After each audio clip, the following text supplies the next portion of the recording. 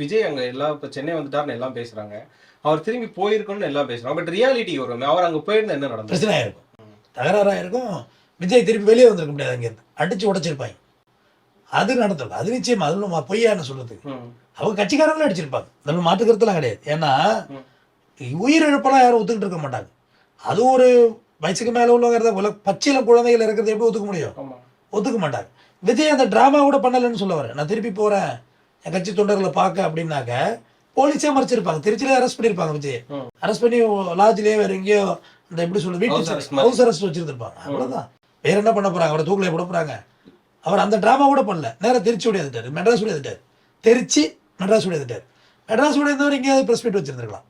நீ பனையூரை சுற்றி பிளாக் பண்ணிட்டாங்க போலீஸ். யாராவது ரசிகர்களோ கட்சிக்காரங்களோ யாரும் வரக்கூடாது. புசியானது ஆள் இல்லை, இப்போ தலைமறைவுங்கிறாங்க, யாரும் உள்ளே வரக்கூடாதுன்னு.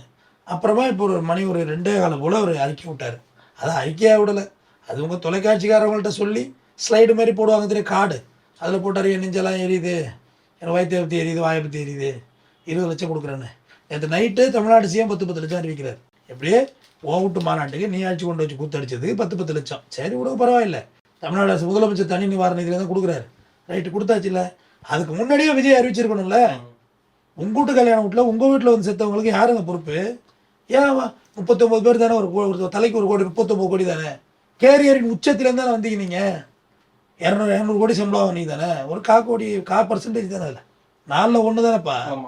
ஒரு 50 கோடியை கொடுத்துட்டு போங்களேன். 39 கோடி ப்ளஸ் அடிப்பட்டவங்களுக்கெல்லாம் 10 லட்சம் ஏதாவது கொடுக்க வேண்டியது தானே.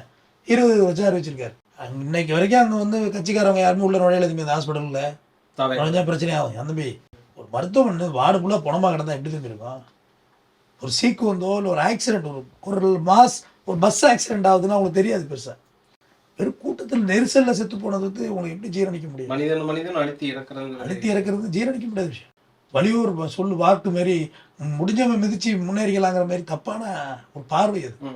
அதை தான் வந்து அதோட்டு தான் இவர் முடியாதுட்டார். இங்கே இன்றைக்கி அறிவிப்பு கொடுத்தாரு. இதுக்கு பிறகு அவங்க என்ன டேக்கப் பண்ண போகிறாங்க? மாவட்ட செயலர் வழக்கு மதியழகன், வடக்கு மாவட்ட செயலர் வழக்கு, அப்புறம் இணை பொதுச் செயலாளர் சிடிஆர் நிர்மல்குமார் மேலே வழக்கு, ஒத்தாக்குறைக்கு நம்ம புசிக்கு ஒரு வழக்கு, போட விஜயானந்துக்கு ஒரு வழக்கு. பாவம் இருந்தாலும் இந்த கட்சியில் சேர்ந்து படாத பாட்டு போடுறாரு. உள்ளதுள்ளபடி அவர் தான் ராஜினாமா பண்ணிட்டு போகணும் போல இருக்கு, ஏதோ பண்ணிட்டு போப்பான்னு. ஏன்னா அவருக்கு பெரிய நாலேஜெல்லாம் கிடையாது. அரசியல் நாலேஜ் வந்து அறவே இல்லை.